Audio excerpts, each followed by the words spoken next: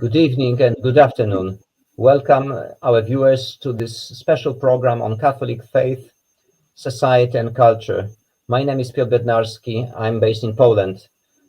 Our interview today will be with Professor Jane Adolphe of Ave Maria University in Florida, and for a long time, trusted advisor of the Holy See in the area of international law, staff member of the Secretariat of the State, author of many books, and the executive director of the International Catholic Jurist Association, which promotes human rights, natural law, and defends the faithful against intolerance and other form of persecutions.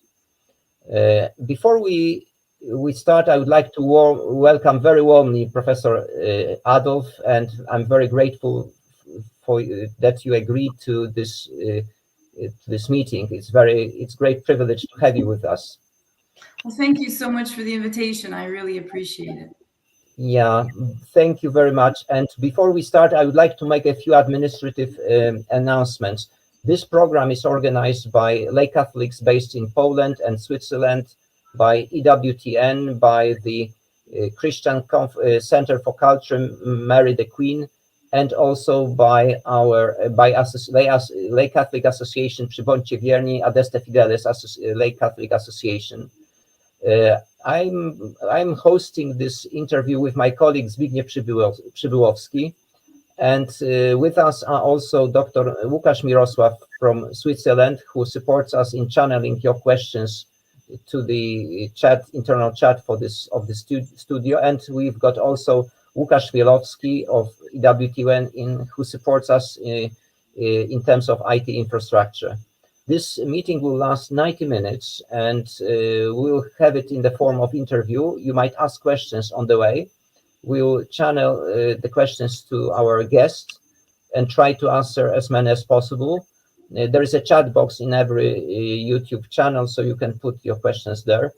We also encourage audience, if you want to look into EWTN Poland website and also website of the co-sponsors. Every organization has its own website, and also if you want to go into the articles of Professor Jane Adolphe, you can go to Ave Maria University School of Law, and then there is a whole list of the papers which she might allude to. Following our tradition, we will start with the short prayer. It would be Our Father in Latin, just to ask for the peace in the world, especially in this period of the world of the time before Christmas, when we know that just behind our eastern border there is a terrible war, and also there are other wars. So we pray God for peace and for resolution of this terrible conflict. So if we can have the text of the prayer, let's start. Pater Noster, qui es in celis, sanctificatum tuum, adveniat regnum tuum, fiat voluntas tua, sicut in cielo et in terra. Panem nostrum quotidianum da nobis hodie, et dimitte nobis vita nostra, sicut et nos Vitoribus nostris, nos inducus in tentationem, nos in malo. Amen. Now I'd like to pass the floor to my friend Zbigniew Przybyłowski, who will start this interview. Zbigniew, the floor is yours. Thank you. Good evening, Jane. It's a great pleasure to finally meet you. I would like to start our conversation with some information about you as a person, your story of life, your path to where you are right now. So maybe if you could say a couple of words about what shaped your value system, how your choices were made. How did you find yourself where you are today as a leading scholar and a distinguished lawyer? How did you become a Catholic? How did it happen that you decided to pursue, both of your lawyers and sports careers? Okay. Well, thanks so much for having me. So, I was born and raised in a Catholic family, 9 of us, mother, father, 7 kids. And, my mom and dad were both practicing Catholics. And so we did the daily rosary, First Fridays, we had Saturdays of the month in terms of confession. And it was a very intense Catholic upbringing. In Canada, it's very anti-Catholic once you get out of your family. And we also had Catholic public school systems, which I went to. I would think that my character was really formed through athletics in the Calgary public system. In Calgary, Alberta, there's a very intensive competitive sports going on in club teams. And I have a choleric personality. And so I love sports. And so I was on a number of teams, and that forged my character, because there's a lot of virtues involved that you have to cultivate in order to do competitive sports: perseverance, patience, loyalty, getting along with others, collaboration, but a lot of hard work. So I think that has been a great forger of my character. And then I took after my dad. I remember once he held the door open. It's such a little thing. We were going to Mass, Sunday Mass, and he was in his Sunday best. And I remember looking up, and he opened the door for an older lady. And I thought that was so noble. And I wanted to do that. So I'm not quite sure why that's so, but it was this strength of character of my dad. And he was the crown prosecutor of a city. And so he was doing all the murders when I was growing up and prosecuting those for 15 years, and then eventually became a provincial court judge. And so it was his masculinity and strength of character that really drew me together with the athletics. Now, my mom, a very strong character. Her generations come from Iceland. But she's a caregiver, and there's no fluff or frills with my mother. It was very serious. And I remember being brought up when we got into our 20s, and everybody was getting married and being bridesmaids and thinking about these beautiful dresses. I remember her saying to her 4 daughters, "It's not about the dress. It's very, very difficult." So that was something that always stuck with me. But she was had a great love for the saints. And so, and a great love for books. And so the majority of my gifts were books and books of the saints. And so it was family, God, academics, and sports. And sometimes I just believe that our Lord made me a little warrior for his purposes. Okay. And could you tell us a little bit about your career in law? I understand about the universities that you attended. The qualifications to practice law in Canada and in the US, your education in Rome. How did this whole thing play out? Okay, so I did all this. I did so many different sports, but by the time you're in your grade 12 year, if you want to go to university, you have to choose a sport. So by grade 10 or 11, I knew I wanted to play university sport, basketball. So I went to the University of Calgary. I played on the team for 5 years. You have 5 years of eligibility. My studies was in political science, and I stretched my studies out for 5 years so I could play basketball. And then it was through the courses I took that I was doing very well in political science and law. But I really wanted to play professional basketball.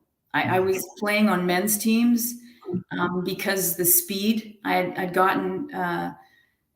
I was playing at the best years of my life, my 4th and 5th year, and I wanted to play professional. So I was on men's summer teams, and I went to the national team tryout when I was 19, actually, and made it through all the tryouts and remained. So I was there for 3 weeks, and other people were sent home after the first week. And it was the last play of the game, and we were scrimmaging. And I drove in, and this girl was slow, so she stuck out her knee, And I had a Charlie horse, so it was so deep that I would be out for a month. I remember being brought to the training room, and the coach came in and he said to me, I was going to take you on the A team, but you're injured and I can't take you. What I didn't realize that was my shot. It was over. And so I kept on trying out for the team, but I never made it because I needed bigger people. And it was essentially a game changer, because once you do not make the national team, it's very difficult to play professional.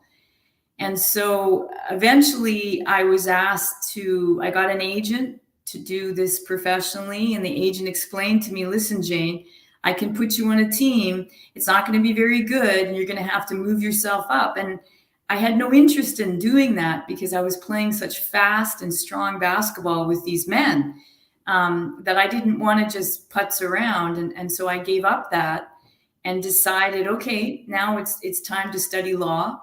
And that's when I went to McGill University, and I had to upgrade because I had to show McGill University that I could study and get straight A's. So I was there for a year to try to get straight A's. I almost got straight A's. I think I got a B+ or an A- and something, but they let me in, and it was the only law school I applied to. I didn't apply to any other law school. They let me in. It was a 4-year program. I get civil law, common law degree.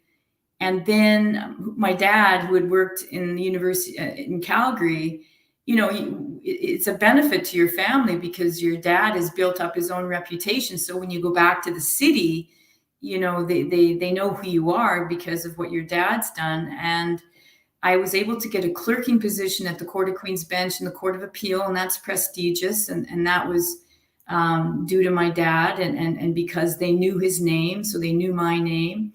And then I worked at a large law firm, and I realized that I had 2 desires. One was to do international law, and the other one was to do criminal law.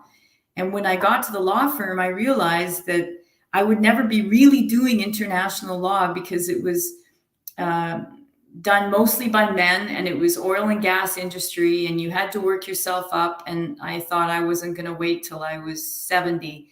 So I then said, okay, let's see if I can see what happens with criminal law. So the prosecutor's office position came open, and it's considered a downward position from a law firm, but I took it anyway. And my dad was still a judge at the time. So I was working in the system as a prosecutor in his old office while he was still a provincial court judge.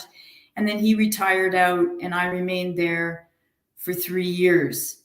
And it was at that time that I realized that it was something I could not do for the next 30 years because they were understaffed, and I was working unbelievably difficult hours, and we were understaffed by 7 people, not paid well. And it was at that point that I went on a pilgrimage to Italy. And I had studied art history at the University of Calgary, and I'd actually thought I was going to be an artist. So I had taken 1 year of art and studied architecture and art history. So I'd given it up because I just didn't feel I knew enough about the world. And I always thought I'd come back to it. But in any event, I took this pilgrimage, got off the bus, and just looked at the city and the colors, and I felt at home. I felt I was in my Catholic home. I saw John Paul II's head, face on the bus. I saw nuns and priests. Whereas in Calgary, Alberta, they had just, they no longer wore their clerics or their habits. And I just felt at home. And I said, I'm going to go back here and live. So I went back home, packed up, and I had that desire to see international. So I had tried criminal law. Now it was time for international, and I used canon law as a vehicle to put myself in an international environment. And so I enrolled myself in Opus Dei school at Santa Croce, and I studied canon law. And I used my dissertation to put me into an international environment of the subject matter. And that's when I studied the Holy See. And it's kind of an interesting story about the dissertation. But that's how I got to Rome. Okay, and so this is how you got into the canon law as well. Now, how did you, if I may say so, stumble upon the issues of persecution of Christians, and how did you encounter the issue of sex abuse among the clergy? I mean, these are things that are prominent in your work and in your career, coming out of home from a Catholic family, a devout Catholic yourself. How did you find it? How did it find you, and what effect did it have on you? Okay, so when I was in Rome, someone had said to me, Jane, your issue will come up. And I didn't know what that meant, but I had to pick a topic of a thesis. And I love kids. I love children. And so the big problem was finding a Catholic man, and I love children. And so I started to go, I was invited to be an advisor at United Nations conferences, because Human Life International was going to these conferences, fighting for the family, fighting for life, and blocking these ideologies. And they asked me to be a legal advisor. And so I started to go. And then I realized the hostility against the Holy See, because it had ratified the Convention on the Rights of the Child. And I thought, this is curious. Why is everybody hostile against the Holy See? And of course, they took the position that the Convention on the Rights of the Child was really a bad document, and that it was really promoting an autonomous child where the state became a trustee of the child, and the parents were moved to the side. And I knew that the Holy See had ratified it. I knew it must have a good explanation.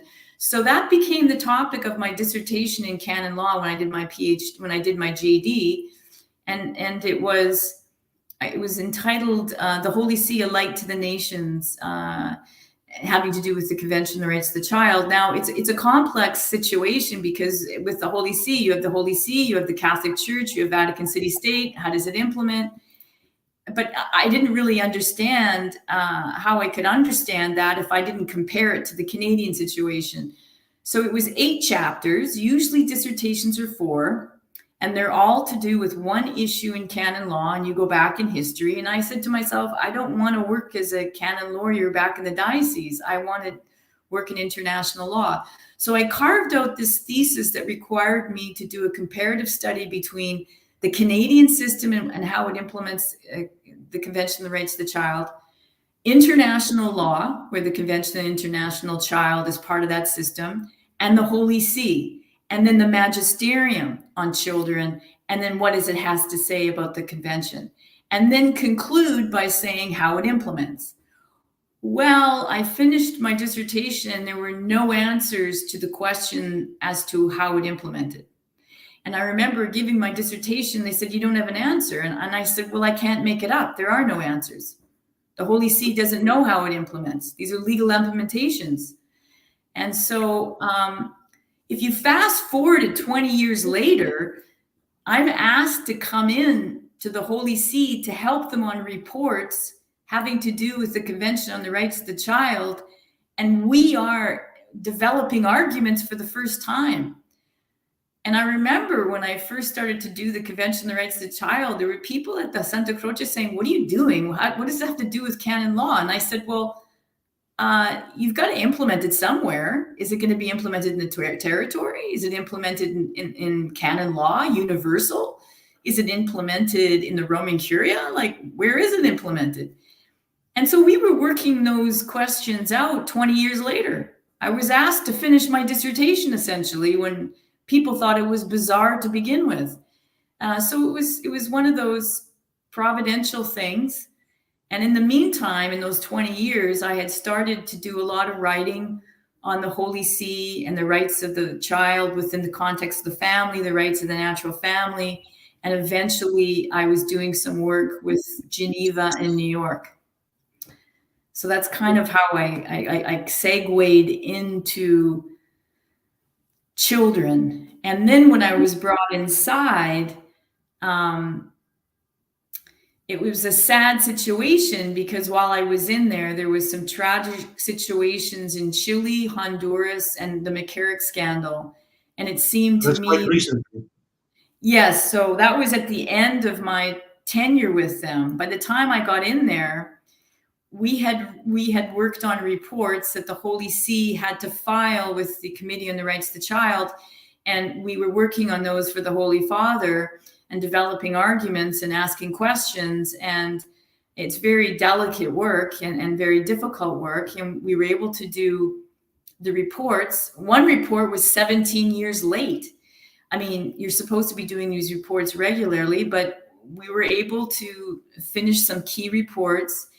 And then by the time that I was having great difficulty in the Holy See was having great difficulty in implementing certain things due to obstacles inside the Vatican. As you can imagine, a 2,000-year-old institutions not really embracing new things quite readily. And that's when I understood that we had some real problems in relations between priests and women within the working environment. And then the Me Too movement hit. Mm-hmm. And I remember saying to my superiors, this is going to hit the church. And you don't have any sexual harassment laws. You have no complaint mechanisms. You have no human resources. And when it hits the church, it's not going to be a cleric on woman issue. It's going to be a man on man issue. Just by the nature of what I saw there, I was surrounded by priests, very little masculinity. And that was disturbing to me because in all my environments, they were heavily masculine in the good sense of the term. I've never accepted this toxic masculinity. I'm drawn to masculinity as something that I admire for the leadership and what it does, and how I was drawn to my father as a leader.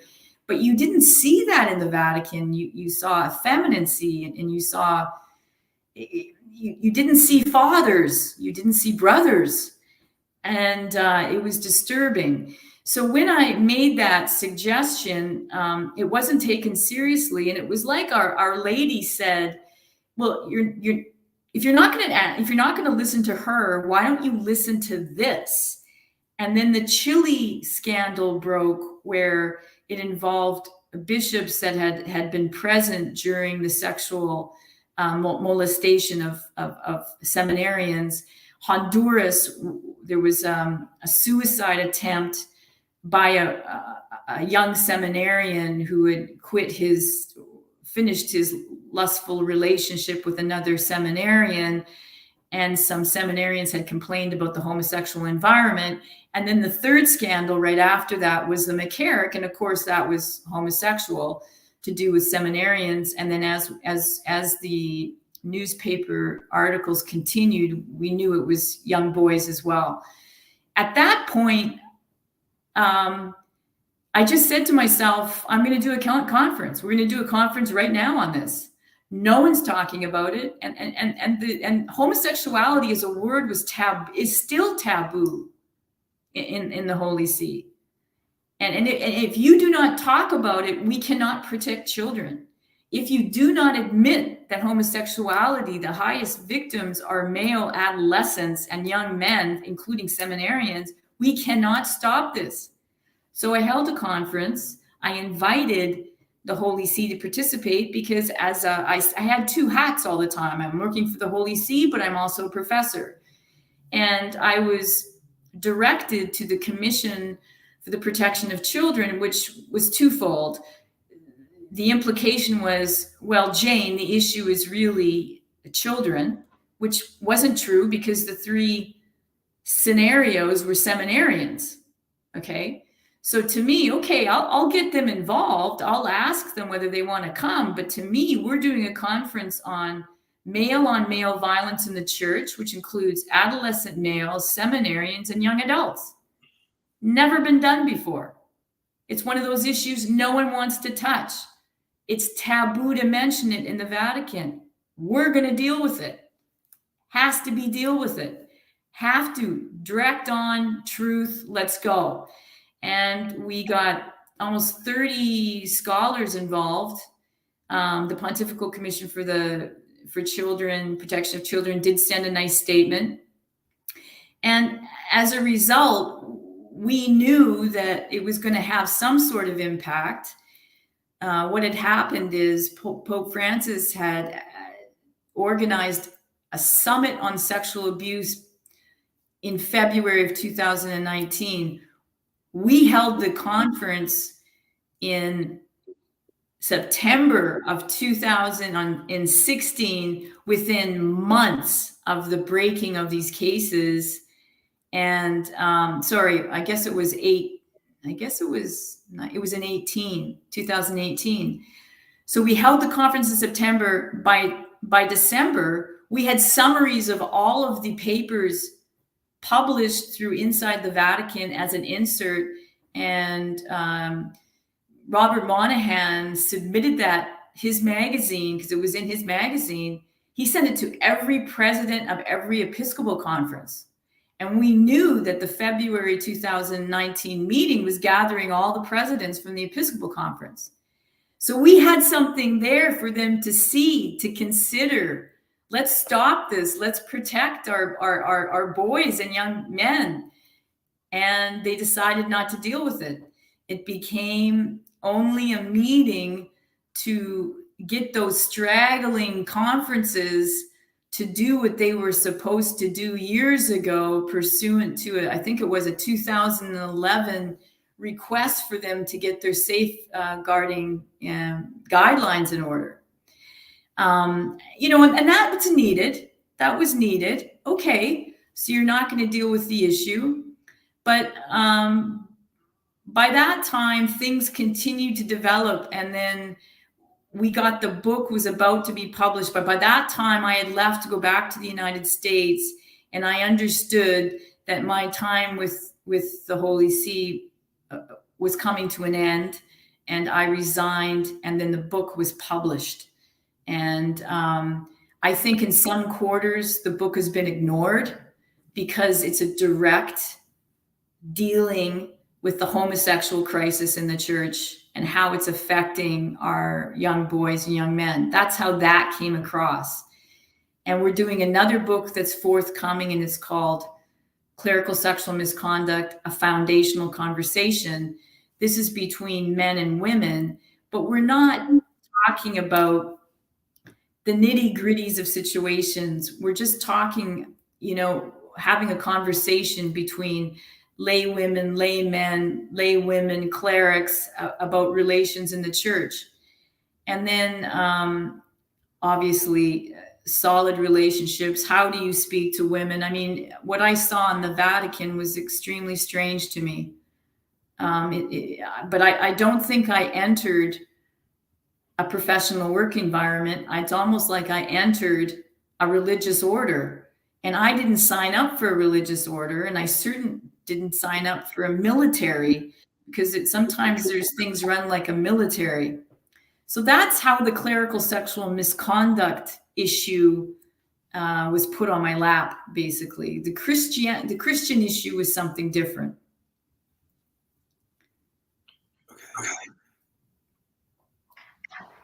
Okay. You're on mute. Do you want to hear about how the Christian issue came across? Yeah, this is what I'm going to ask you, because I know that in the interview while you've been in Poland, you raised this point, and this was quite interesting because you make a clear distinction between the persecution and genocide, and you also make some comments about blasphemy laws and tolerance. Your views on why Christians are so persistently persecuted. We don't see that much of this zeal for persecution for other religions. What is this all about? To me, everything I do is in the context of understanding that we're in a cosmic battle. It's a battle between principalities. I mean, it's spiritual. And so all three of us here have been born into this cosmic battle at this time. and we are called to respond. Now, the way I look at it is the war has been won by our Lord, but we are required to pick up our sword every day. And that doesn't mean we have to be successful, but we have to pick it up. And so the thing with the persecution of Christians that bothered me was Pope Francis had made a statement, I believe, in the European Parliament, and it was a pretty bloody paragraph where he talked about the Christians in Iraq being, beheaded, crucified. And it was something that most journalists love because it was filled with blood and gore. And I deliberately watched the media to see whether anyone picked up on it. And there was absolute silence. At the same time that happened, I kept on seeing these news stories in Italy. So you'd have a news story of a group of Christians being persecuted and killed in Iraq. And then the next 2 seconds, it focuses on a woman with a kerchief from a Muslim community, and she's on a bus in Italy and saying, I've been persecuted because, they're attributing that persecution to me. And the rest of the story was all about her. And then Islamophobia. This happened so many times that I had had enough. Mm-hmm. So I said, we're doing it. And then the third factor was the nuncios in Geneva and some of the other, maybe even New York, they were using the term religious minorities, persecuted religious minorities. They refused to use the word Christians, even though Pope Francis did. They refused. And then when they went to list the groups being persecuted, it was Yazidis, and you wouldn't see Christians. And that was the last straw for me. So I did this conference and I said, we're going to call it persecution and genocide of Christians. Not only are we going to talk about Christians, we're going to use the word genocide. And I gathered these experts in Naples, Florida, and one of them is Nina Shea from the Hudson Institute, and she's been working on Christian persecution for, 20, 30 years. This lady is a bombshell. Don't mess with her. She's tenacious. She stays at it. She's basically a lobbyist, and she just goes after these politicians.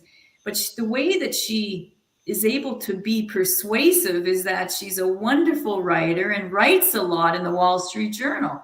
So if you don't want to listen to her, she's going to write all about how you're not helping anybody. How are you going to get elected? So she has some clout, and she's an incredible lady. And so I met her. She came to our meetings. We had government officials at our meetings. And then we had people that band together under her leadership to hold workshops. And eventually they were able to get the evidence they needed to produce a document with the help of Knights of Columbus to convince Kerry, who was the Secretary of State, to declare a genocide. And that, I thought that our little conference created an atmosphere and impetus for those experts to work. And then we published the proceedings, the book, and we hoped that the book would give courage to those that were being persecuted, that we are here, we understand what's happening, we're documenting your suffering, you're not alone. And so the book, I thought, was a great success. Now, I tried to get a kind of a book launch in Rome because some, people do book launches, and I couldn't get the book launch done. You have to be, I suppose, politically embraced. So I didn't manage to do that. And so I really go forward on these projects without considering getting involved cardinals, bishops, because that's political right there and then. And I don't want to deal with politics. I want to deal with people who are concerned about the issues and the people that are suffering. And that's who I bring to the table. Hmm.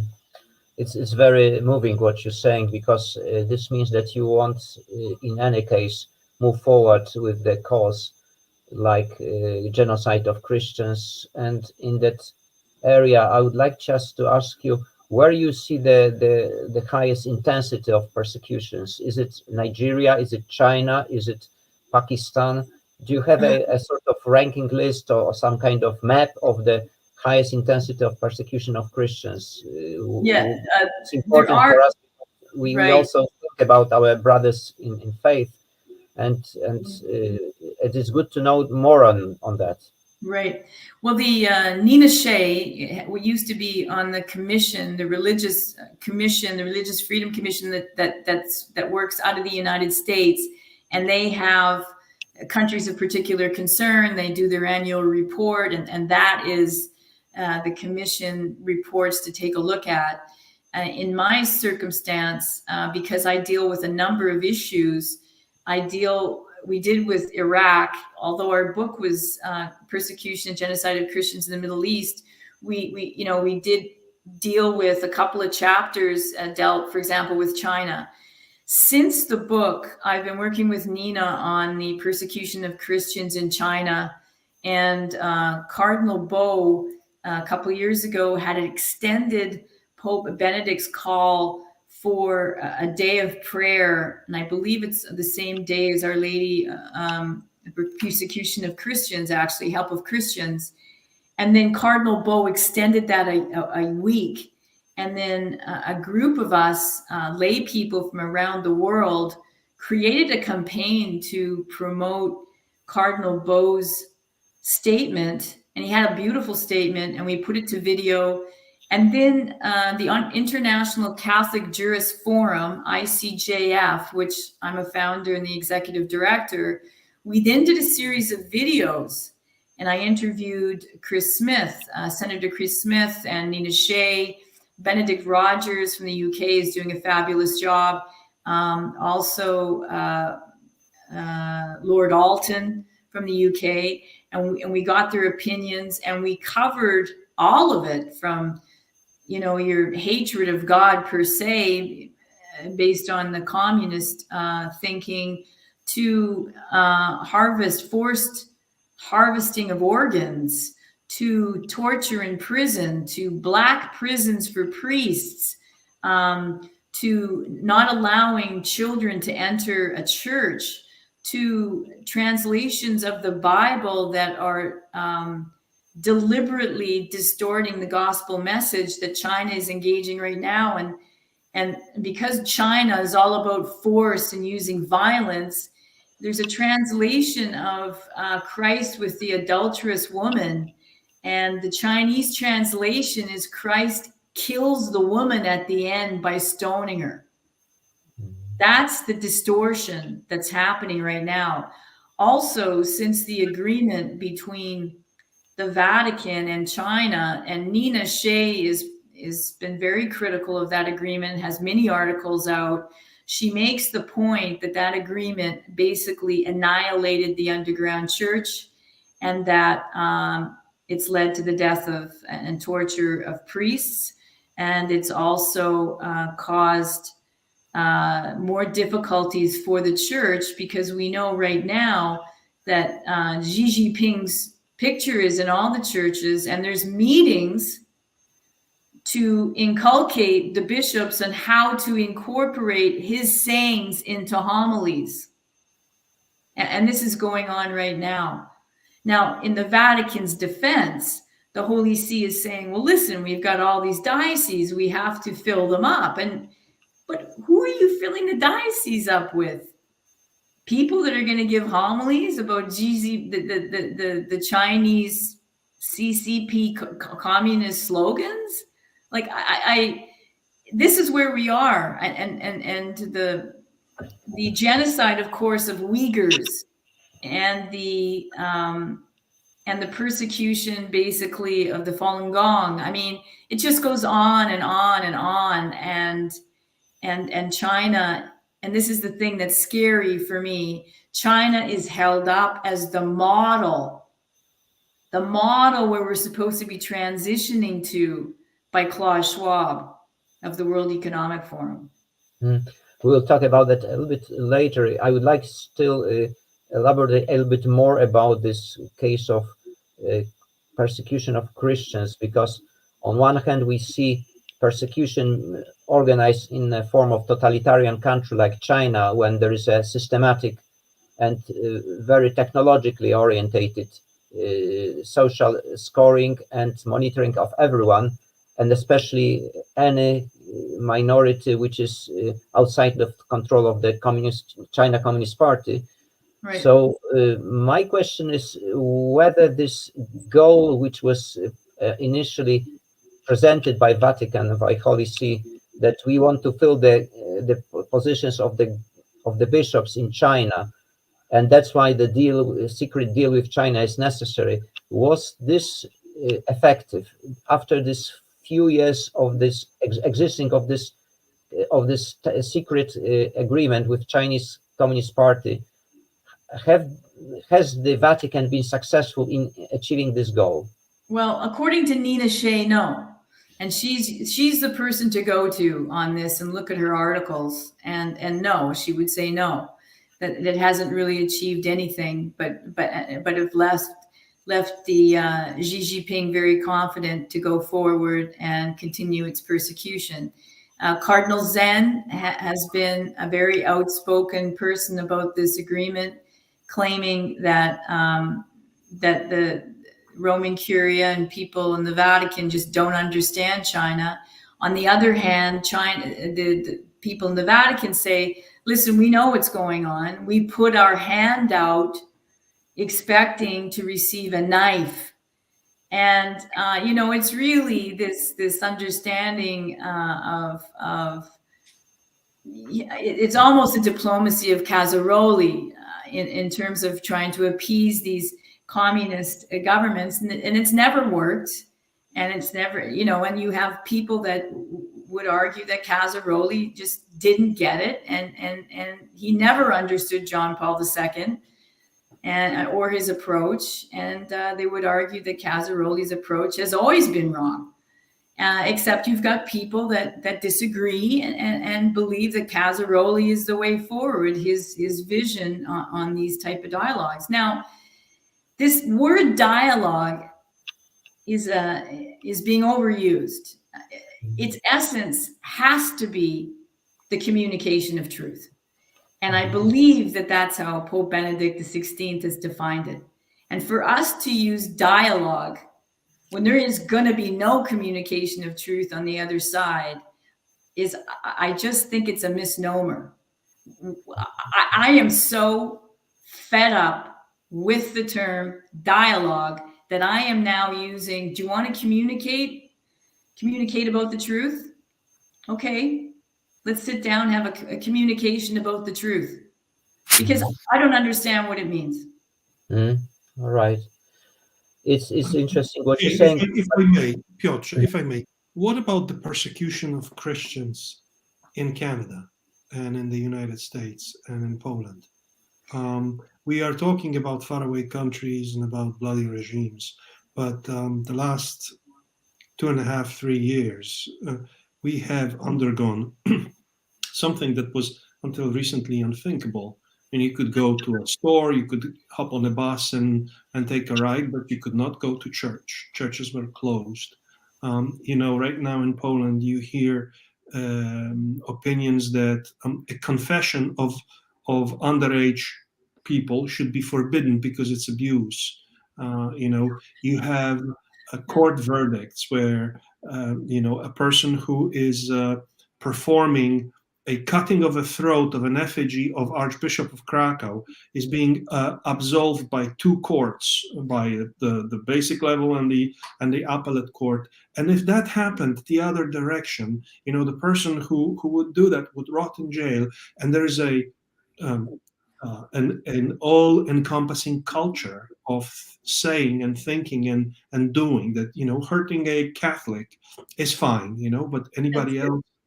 That's it. So it's always been okay to hate Christians. I mean, that's just it, right? It's okay to hate Christians. It's almost cool to hate Christians. And quite frankly, I'm fed up with that as well. So it's not, it's intolerance, but you're still persecuting Christians if you're not drawing blood. But we have to be careful. In Europe, for example, we've had people beheaded in France. A whole line of journalists were killed, and someone showing an image of Mohammed, the head was taken off. Okay. In Canada just recently, there was some talk of some mass grave. It never materialized. Never materialized. No one dug up any bodies. The Pope was summoned by Justin Trudeau to apologize, came and apologized, but during this time period, there was people burning churches, and Trudeau did absolutely nothing and basically fanned the fire. I still don't know of any investigation that has a mass grave. And not only that, it's this constant trying to shut churches. Now, the tragic thing about the shutting of churches is that it actually started in Rome. Okay, so we have Pope Francis talking originally about, act of love on a vaccination and how we have to think of others.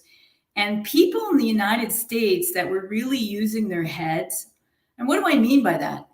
When you're listening to people from the CDC, that one day you need no masks, another day you need a mask, then you need two, then you have to take a test. But even if you test negative, you got to wear a mask. You're sitting there listening, and if you're using your reason, it makes absolutely no sense. And so if you're listening to the instructions, then you hear from the Pope it's an act of love, and then you're hearing that I don't understand how there could be any reasons that you can't take the vaccine. Well, that goes right against the CDC letter or the CDC document on vaccines that talked about that it's a matter of conscience, talked about they had to be safe and effective, talked about the fact that there were reasons why you could reject it. And then we have a Pope that's ignored that document. Then we have a Supreme Court in the United States quoting the Pope in his personal capacity that everybody should be using the vaccines. And that's what happened in the United States. But that's why the Pope came out and made those statements. And then you have to ask yourself, why? Who's asking the Pope to do those things? Who is he taking his instructions from? And that's when you get into the global reset and understanding what's happening. We have to use our minds, use our reason, listen to what's being said. Okay. Yeah, I think we are sort of on the same page with that. But there are many sort of different aspects of what is happening with the world right now. And one of the things that it seems that the Vatican is subscribing to is this concept of Agenda 2030, which has been sort of brought to our attention because we are fathers of children who are invited to attend a meeting that would be promoting Agenda 2030 and the Sustainable Development Goals. Sorry. Could you have written about the agenda, and could you explain to us and to our viewers what is the agenda and what is wrong with it? What are the Sustainable Development Goals and what is the problem with them? Okay, so the UN Agenda 2030 is essentially a non-binding document that follows other non-binding documents similarly I think you had Agenda 21, you had Millennium Development Goals, and there's these goals, and when they come up every 10 years, you reconstitute them again. I believe that communist countries do this all the time. We've got something for 10 years and they go about it. So it's something similar to that. The difference with the UN Agenda 2030, because these other agendas didn't really have a lot of money behind them. And, so you say, well, yeah, it's just that. Okay. We don't really have an implementation mechanism. The difference with UN 2030 is that there's money behind it.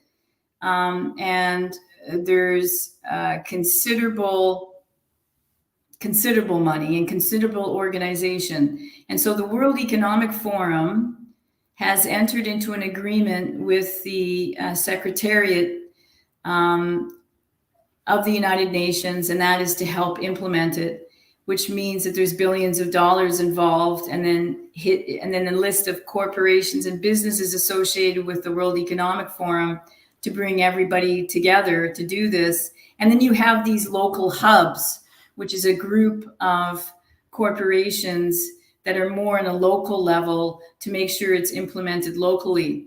And then you have, for example,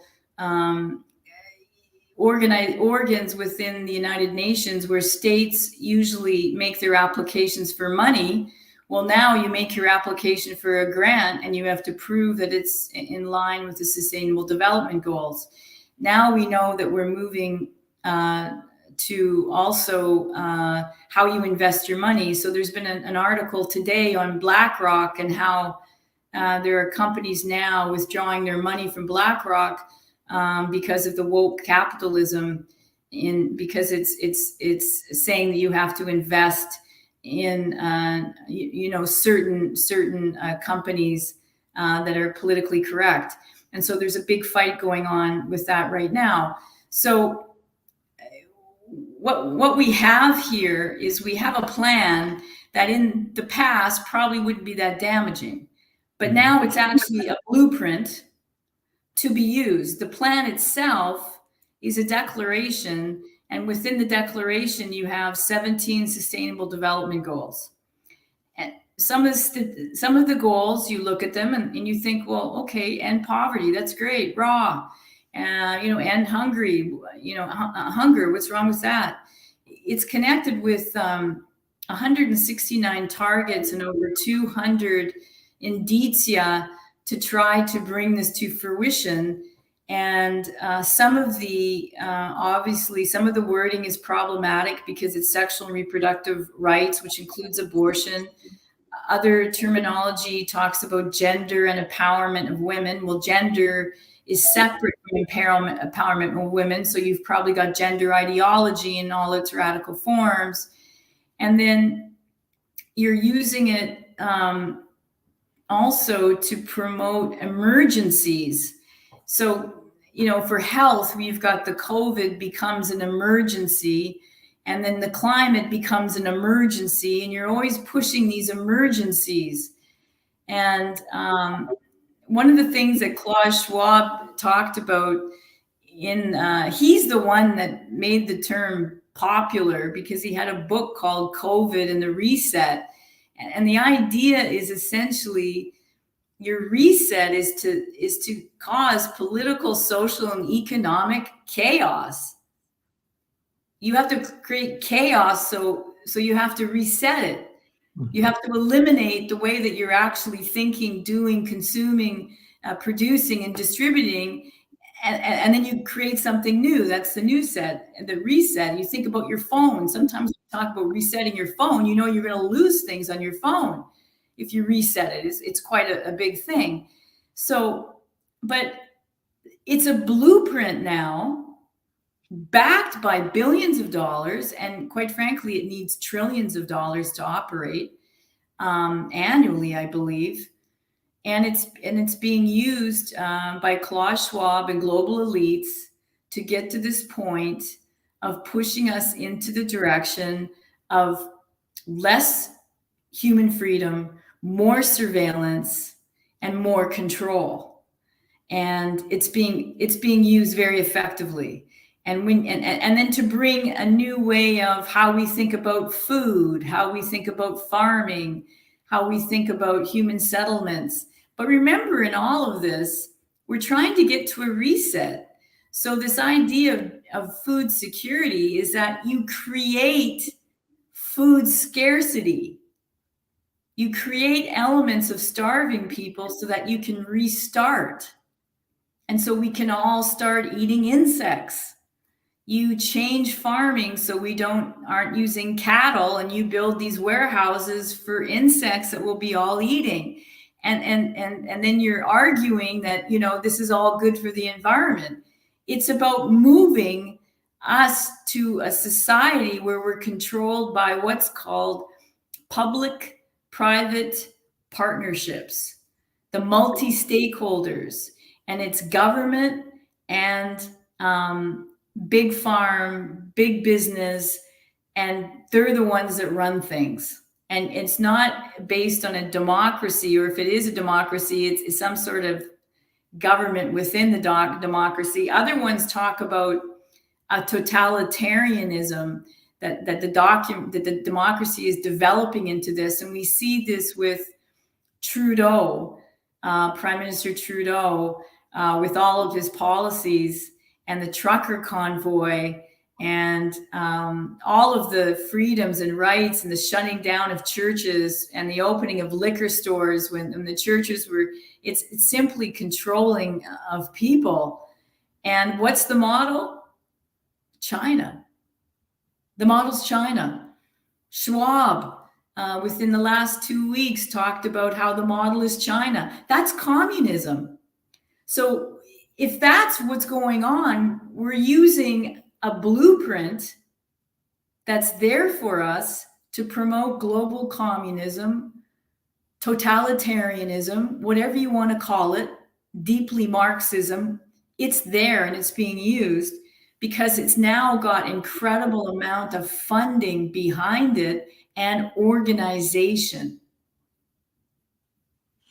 And so the funding is coming from these big corporations who want to produce hamburgers out of insects and forbid our eating of meat and good things like that. And although this is disgusting and probably criminal to forbid us to eat steaks and eat insects, I can understand their motivation. Now, it seems that the Vatican has subscribed to the idea of sustainable growth and is promoting some of this through for instance, the youth days. How did this happen? How did the church got involved into supporting an agenda? And just sustainable growth, if it's sustainable, that means it's managed and limited, right? And a great reset is something that we are going to stop the economy developing in a natural way, and we are going to make it develop in a way that we have come up with. So how did the church, how did the Vatican end up supporting this kind of ideas? Okay, so what's kind of fascinating when you study this, and it's in my paper, and I'm actually working on a documentary to understand that the foundation of the UN Agenda 2030 was really in the mid 1990s, based on the world conferences, and the Holy See played an important role in those conferences because it blocked a number of ideologies, the universal right to abortion, these human settlements, which is all about housing, and they didn't want to use the word family. So the Holy See had to fight for the word family. I mean, John Klink was a leading delegate for the Holy See, and the Holy See blocked all kinds of ideologies, including the radical gender ideology. So fast forward it to 2015, and back in 1990s, you had individual conferences, one on sustainable development, one on population development, one on women, one on human settlements.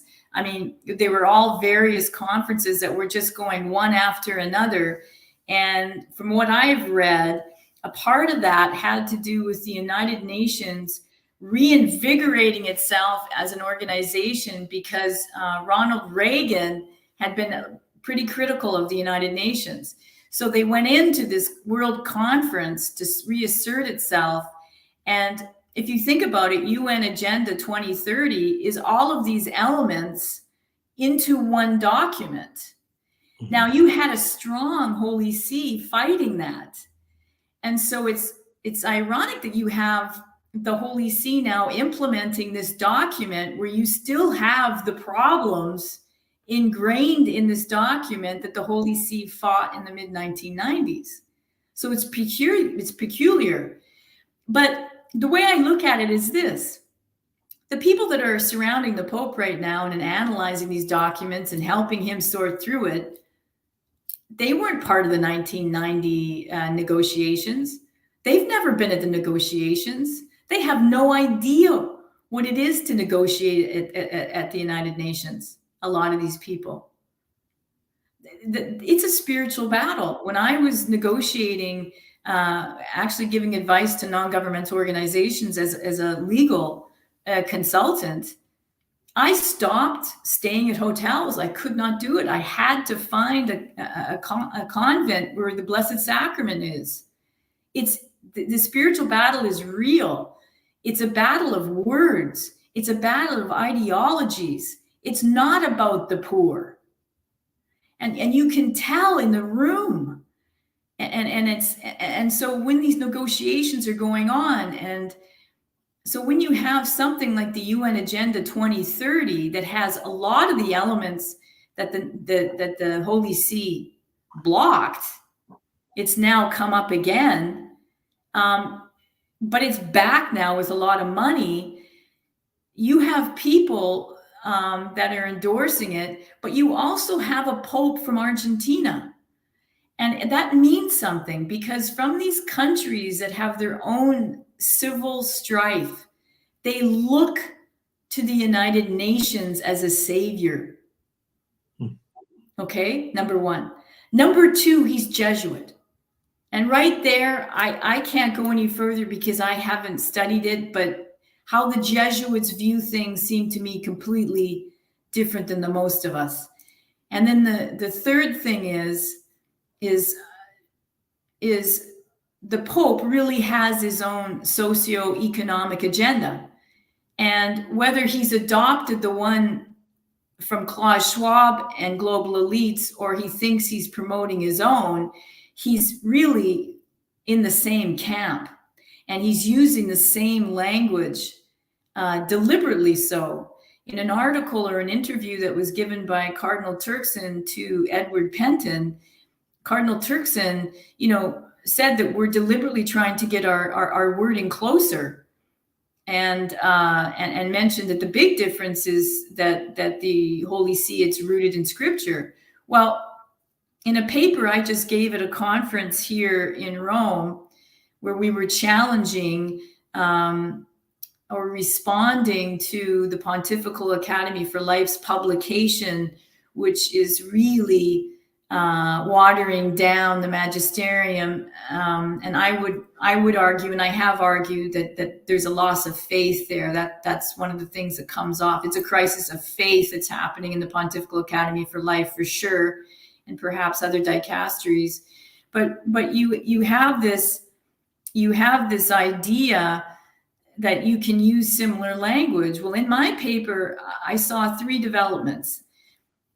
You had in the mid-1990s to 2011 the word gender, and the Holy See blocked that. There was a radical understanding of it, and it blocked it. Then from 2011 to 2016, you have another fight over sexual orientation and gender identity. SOGI is the acronym. The Holy See has fought against that terminology as eradication of the foundation of the Universal Declaration of Human Rights, who sees the human person made male, female, with reason and conscience, called to act towards the spirit of brotherhood. There's not a perfect anthropology, but there's an anthropology there. The third element I look at is 2016 to now, and we have this diversity, inclusion, and equity/equality. Well, that terminology looks pretty similar to what we use in the Catholic tradition as diversity, unity, and equality. And I know that the Pope Francis is using inclusion a lot, and that's usually not the word we use. And he uses diversity a lot, but there's deep philosophical and theological significance to the words within our tradition, and they're being melted together. And in my paper, I argue that diversity, inclusion, equity, and equality that's being pushed by the United Nations is pushing gender ideology with new terminology, and the Holy See has yet to respond in a way that would critique that language. But is the Holy See, does it have an intention to respond to it this way? I mean, one of the things is that make me sort of wonder about the motives is when you adopt these terminologies, when you support this kind of ideologies, you do it for some sort of purpose. Is the purpose of the Holy See the salvation of souls? I mean, when we are pushing, the Sustainable Development Goals, the 2030 Agenda, when we are talking about health and about fighting poverty, are we talking about the salvation of souls, or are we becoming a secular organization trying to build something on this world, on this earth? Okay, so one of the things I think we have to take into consideration is whether the church is becoming a philanthropic organization, an international organization, because it just, you're looking at social justice issues, and there is no real salvation of souls as a motive or a spiritual and moral mission. Now, if that's the case and that's what's going on, we're really lost. And Our Lady of La Salette, who talked about a loss of faith in Rome and the seed of the Antichrist, comes to mind to me frequently. But I also know that there are people that don't agree with that interpretation or redaction that included that sentence. It's been improved for other things. And there's some popes that have very much hope in the La Salette message because of a turning away from sin and repentance and penance and suffering and mortification. But in my mind, it's unclear really what the motive of the Holy See is. It's unclear. It certainly doesn't seem to be a spiritual and moral mission. It seems to be something based on liberation theology. And as we know, liberation theology has been rejected. But since Pope Francis has his pontificate, he has invited those who promote liberation theology to conferences, especially the Amazon Synod. So one of the things that's happening is that we're reverting back to arguments and ways of thinking that were absolutely rejected in the magisterium, and that's a concern. And as I go forward, and it's like I'm criticizing some of the policies of the Vatican, I will say this: as a Catholic, and I use the word love because in English, love is used in these contexts. There's not many other words. I love the Pope because the Pope is the Pope, and I'm Catholic. However, I'm also an academic. And these policies I've been studying, I do not understand them from the Holy See's perspective. I understand that they give arguments to the effect, it's business as usual. This is dialogue. We dialogue with everybody, including depopulation people that have devoted their career to promoting the killing of babies. We dialogue with everybody. I don't even understand what that means.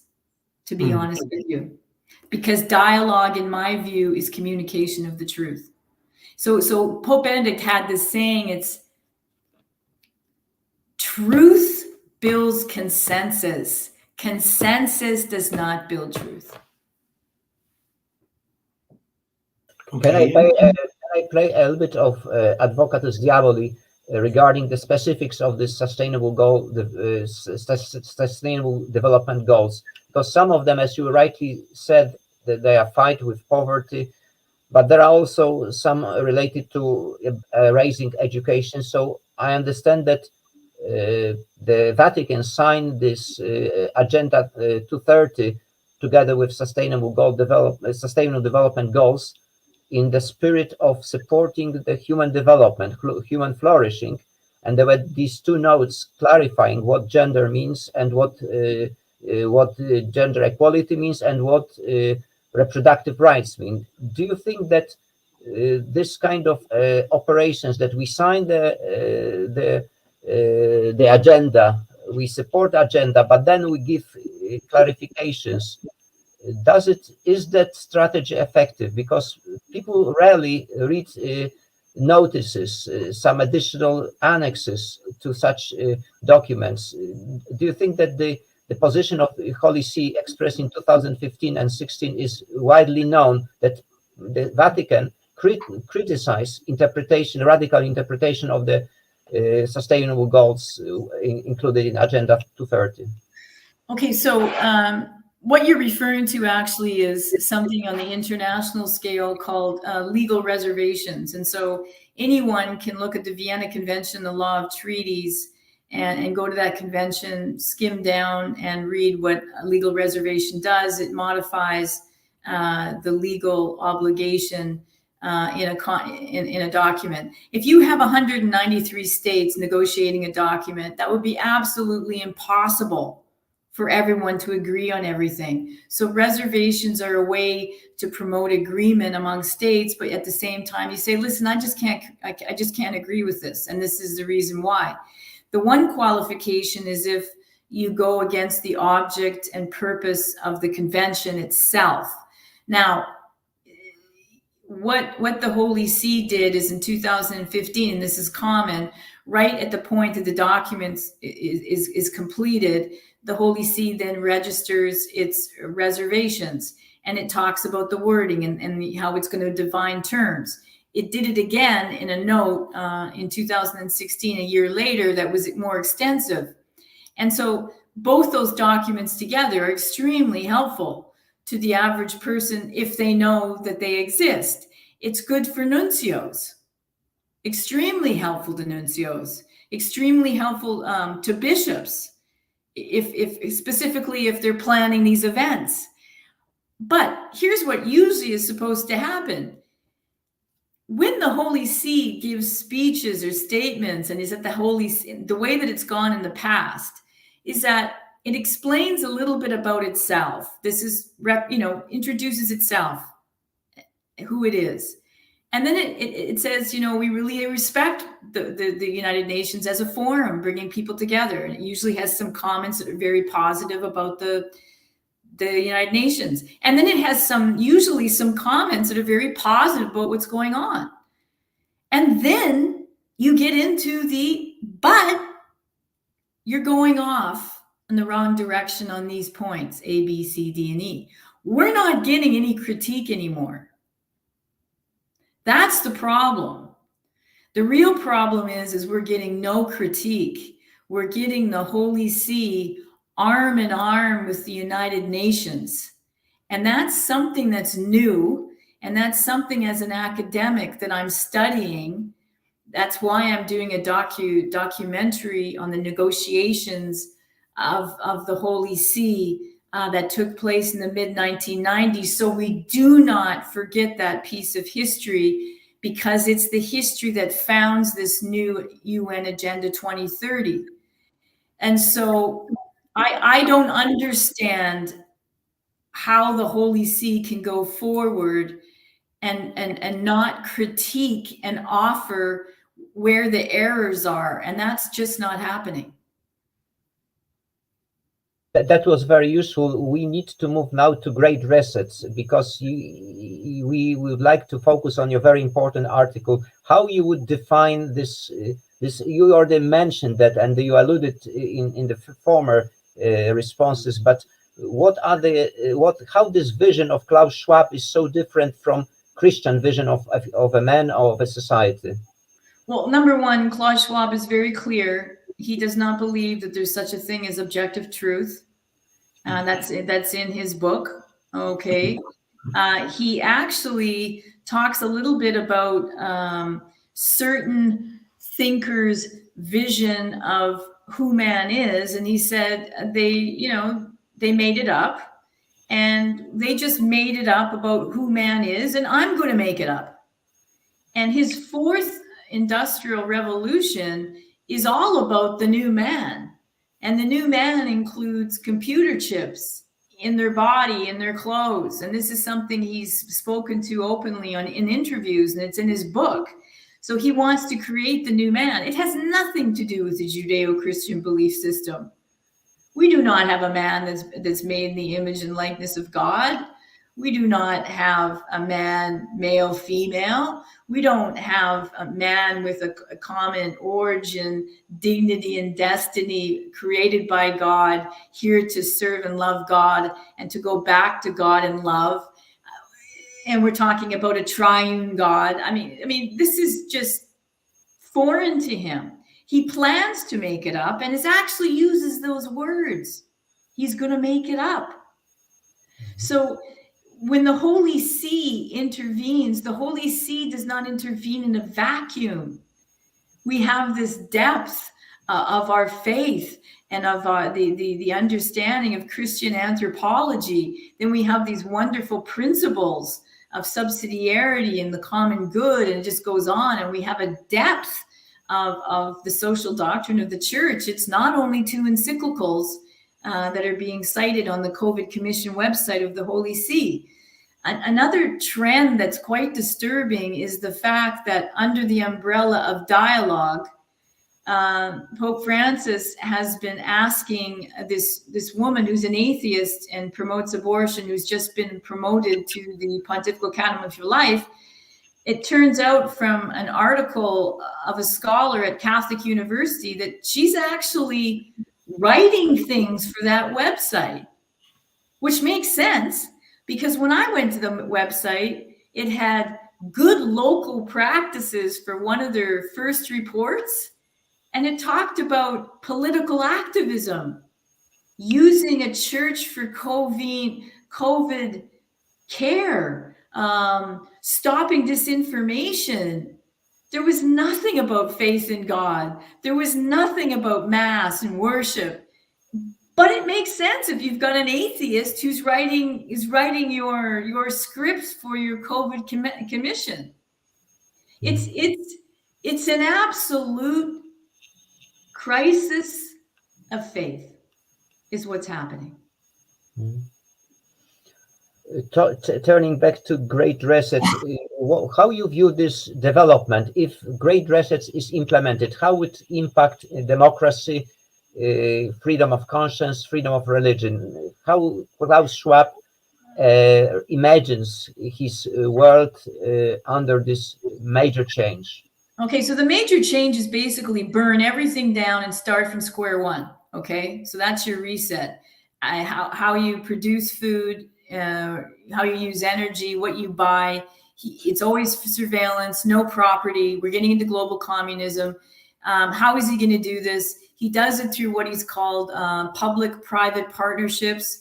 And it's according to an ethic that includes capitalistic ideas, but also communist ideas.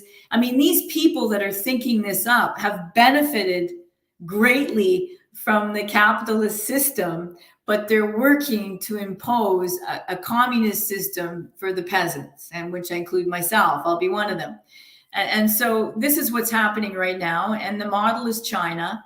And, he's using COVID and he explains why COVID as an emergency, because you have to declare an emergency.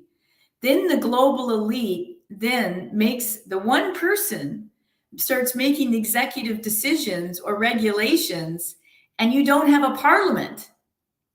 And then you start implementing these things. We saw it in Biden administration, we saw it Trudeau, we saw it in Australia, and all of a sudden we have all these decrees, and people have to wear masks. They can't. They're losing their jobs. I mean, this is how it functions. And what's interesting is the public-private partnership. They do not want states entering into treaties without states, because they're cut out of that process. They are entering into bilateral agreements, but they are not considered states. So when they were talking about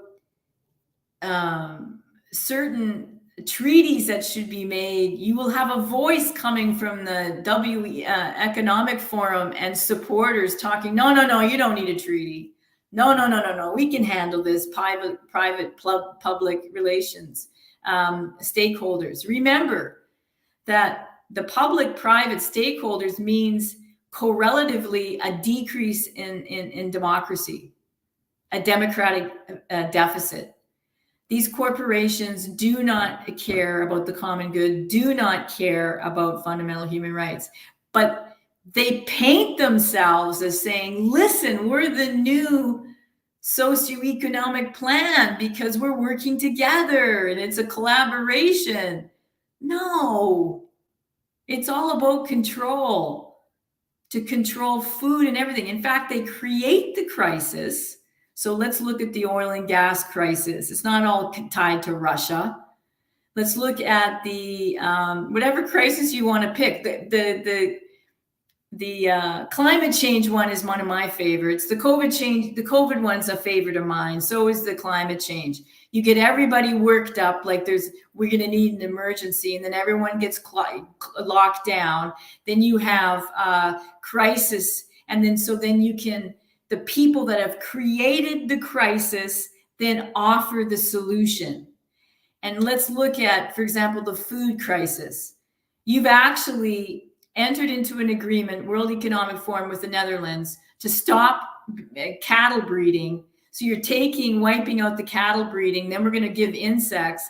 But at the same time that you're convincing the leader of the Netherlands, you can tell them, listen, here's the problem. We're not going to have much food, but here's the solution, and you should invest in it, and you're going to make a lot of money. Create the problem, find the solution, convince people to invest in the solution that they're going to be billionaires, and there you've got it.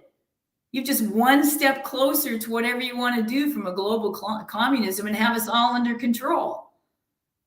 People need to study this. What you're saying about Prime Minister Rutte from Netherlands, he claims using some scientific evidence that cattle produces methane, and methane is 4 times worse than CO2. So that's the justification for limiting the farming in Holland, which is the second largest producer of food, which might result in hunger in some parts of the world. So that's the let's say justification he provided. Oh, absolutely. It's a climate change justification for why you're creating food scarcity, because you want to transition all of us to bugs, and so we can buy bugs from the state. And so Bill Gates has just invested in some online grocery store that's billions of dollars, because we'll be ordering all our food from the state. But that's the rationale. It's climate change. I would like to see the statistics on the methane. And here's a person you should consider talking to, Jordan Peterson. So Jordan Peterson has a bunch of videos out on the climate change issue. And he was on a climate change committee within the United Nations. And the guy's a speed reader.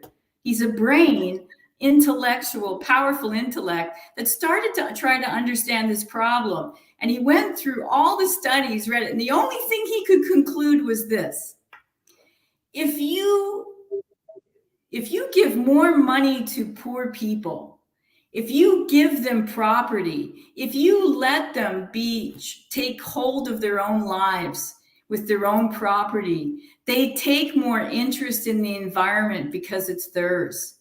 They take care of their backyards, their trees, their plants because they own it. And he said the only thing I could conclude as a result, or what's the solution is, would be to empower poverty-stricken areas. And I remember watching him, and a woman stood up and said, well, come on. Don't you think that this global issue of climate is going to bring us all together, and we're here fighting for the climate, and it'll bring us together, it'll be one thing that we can work on? And he listened, and she went on for 15 minutes, and he just said, no. That's a brilliant response. Well, you know, I went on a website of the World Economic Forum, and I read their 8 predictions for year 2030, and I'm not sure if they're predictions or if they're just goals that people should strive for. And one of the number 1 is all products will have become services, meaning you will own nothing and you will be happy.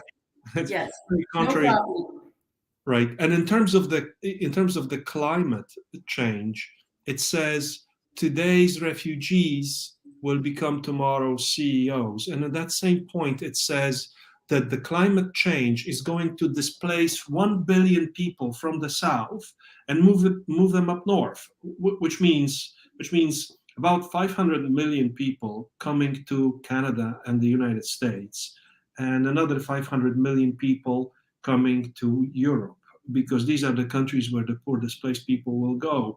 And if this is sort of the prediction, if this is the plan towards their working, all of the actions that they're taking seem to be very logical. Yeah. So, Meloni, is it Meloni, the Prime Minister of Italy? I have in my website, on the International Catholic Jurist Forum website, she appeared at a world meeting of families, and she's a firebomb. Mm-hmm. And she got up, and, they had people protesting, and she got up, and I think it's 3 minutes. And she hit all the high points, and basically was, you're trying to take away our identity. I can't say I'm a mother. I can't say I'm a Christian. I can't say I'm a woman. I can't say I'm an Italian. Because what they want is perfect consumers. And that's slavery.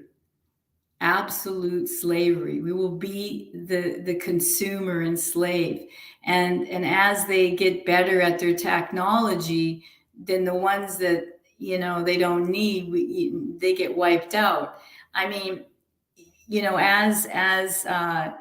as I follow the China situation, the last thing I was heard, I don't know whether it's true, but Xi Jinping was creating these COVID camps. I mean, the idea is to actually serve these global elites. We will all be enslaved. And that's essentially what's happening in China. Those people are enslaved by that COVID app. But we also saw camps in Australia. Yes. And they're actually the same material that the Chinese were using. Yes. So it's not a local problem. It's got nothing to do with COVID. It's about controlling people. So with Trudeau, he had these hotels, I guess. He used hotels, but they're concentration camps. We're in a democracy that's turning into totalitarian regimes, and people that want to keep on believing that it's sickness. From the Christians really have to take up the sword here, because we are supposed to have faith in God, and we are supposed to have our life in order and understanding that our life could be taken any single day. And we are supposed to be ready for that. We are not supposed to be filled with fear. And we cannot be filled with fear. And there is no excuse for the closing of those churches.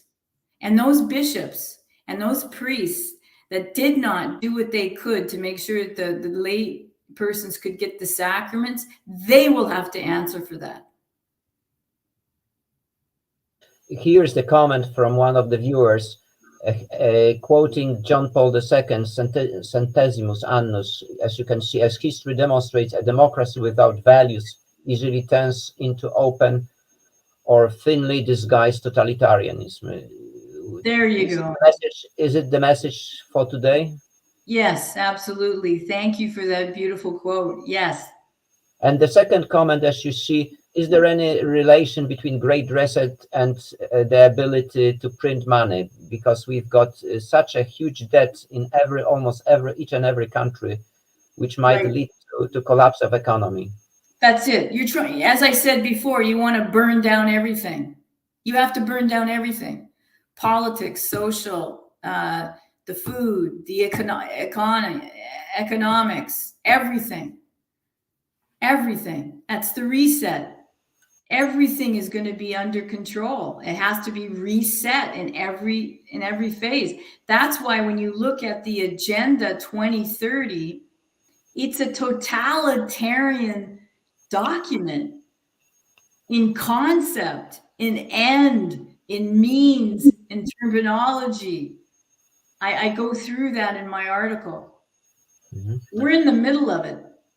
We are running slowly out of time, so I would be very happy if you could conclude with some guidance or advice for the future. What just lay people like ourselves can do to respond to this challenge and to understand better the magnitude of this challenge and to pass the faith to next generation. What your thoughts on that? My thoughts are doing a little bit more meditation on death and praying about death and getting ready for death. And why? Because it reduces the fear. And the fear is what they use against us. That's number one. And it's faith in God and making sure that we're in our communities, in our families, and we're staying tight with the faith, number one, and we're helping each other. And then number two, use our reason. If something doesn't make sense, you shouldn't be following it. And if you're not filled with fear, you will be reasoning appropriately. We have that. And of course, we've got revelation to make sure that we're reasoning rightly. We have to be strong as Christians to help other people. We have to be able to stand up. Jane, and a word of advice to us here in Central Europe and in Poland specifically. From an outsider, what do you think? What's your advice? You know, you have this incredible and deep Catholic tradition, and that is to continue with your customs and your traditions and fight the good fight, which is being leveled against you from the European Union in particular. And it'll come from the United Nations as well. And you've got outside money coming in to promote groups to destroy the Catholic culture here. You have one of the greatest attacks going on right now is to destroy John Paul II's legacy. And that's going on in a furious way. And I really do think that increased adoration, if you can do hours of adoration and start organizing that, that's going to be helpful to you. Thank you. Thank you very much. That was very, very helpful and encouraging. I would like to thank you very much for this meeting. I would like to thank our viewers.